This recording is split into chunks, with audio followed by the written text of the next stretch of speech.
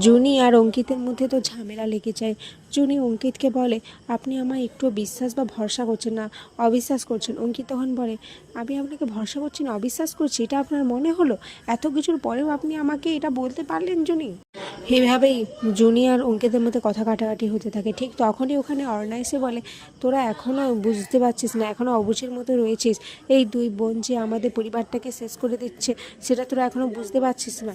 এদিকে চিত্রা এই সমস্ত কিছু শুনে সিমরানকে ফোন করে আর জিজ্ঞেস করলে সে সমস্ত কথাটা বলে দেয়। সে বলে দেয় যে সে জুনির ফোনটা হ্যাক করে, তার প্রোফাইলটা হ্যাক করে সে এই সমস্ত কাজ নিজে করেছে, জুনি কিছু করেনি। আর এটা শুনে চিত্রা তো অবাক হয়ে যায়। এদিকে অঙ্কিত তো জুনির উপর রাগ করে সেখান থেকে সরে গিয়ে জিনিসপত্র নিয়ে, বালিশ এগুলো নিয়ে পুত্রের ঘরে যায় ঘুমোবই বলে। এদিকে জুনি এটা দেখে খুব অভিমান হয়।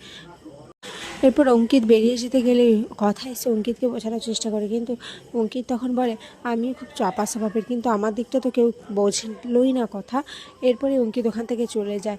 এভি আর প্র্যাটিয়েরে কথা তখন বলে, আচ্ছা এমনটাও তো হতে পারে, কথার প্রোফাইল কেউ হ্যাক করে নিয়েছে। পরের দিন সকালে কথা অগ্নিকে বলে, আমি আপনাকে বাংলা শেখাবো। এভাবেই তাদের খুনসুটি শুরু হয়ে যায়। আর এই খুনসুটির মাধ্যমেই অগ্নি একটা প্ল্যান পেয়ে যায়। অগ্নি তখন কথাকে বলে যে তারা প্ল্যান করে ছদ্মবেশ নেবে আর প্রান্তিকের কাছ থেকে ওই কথা হারবালের জায়গাটা কিনে নেবে। কথা প্রথমে তখন বলে, কিন্তু এতগুলো টাকা আমরা কোথায় পাবো? এভি তখন বলে, আর তুই এত ভাবছিস কেন, তুই আমার থেকে নিয়ে নিবি। কথা কিন্তু কিন্তু করলে তখন এভি বলে, আরে বাবা তুই লোন হিসেবে নিবি, পরে তুই আমাকে শোধ করে দিবি। এই বলে কথা রাজি হয়।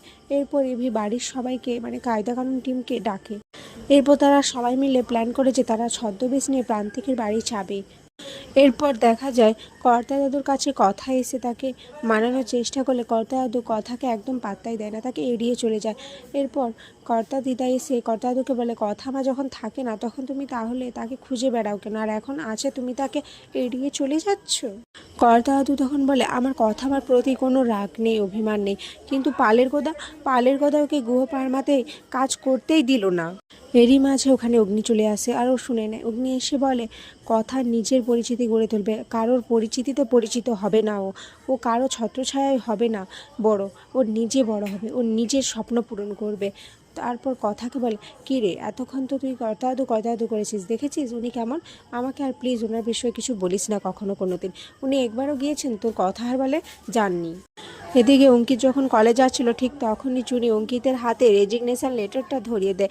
এটা দেখে অঙ্কিত অবাক হয়ে যায় কিন্তু কিছু বলে না। তারপর জুনির হাত থেকে রেজিগনেশনটার লেটারটা নিয়ে বেরিয়ে যায়। অন্যদিকে ছোটকা ব্রোকার যে প্রান্তিকের কাছে যেয়ে প্রান্তিক কথা হারবালের জমিটা বিক্রি করার কথা বলতে থাকে। এরপর ছোটকা ব্রোকার সেজে বলে, আমি খদ্দের নিয়ে এসেছি। তারপর সবাই কথা এভি প্র্যাটি এরা সবাই মিলে তো ছদ্মবেশ নিয়ে চলে আসে আর ওদের দেখে প্রান্তিক অবাক হয়ে যায়। এখানে আজকের পর্ব শেষ হয়ে যায়।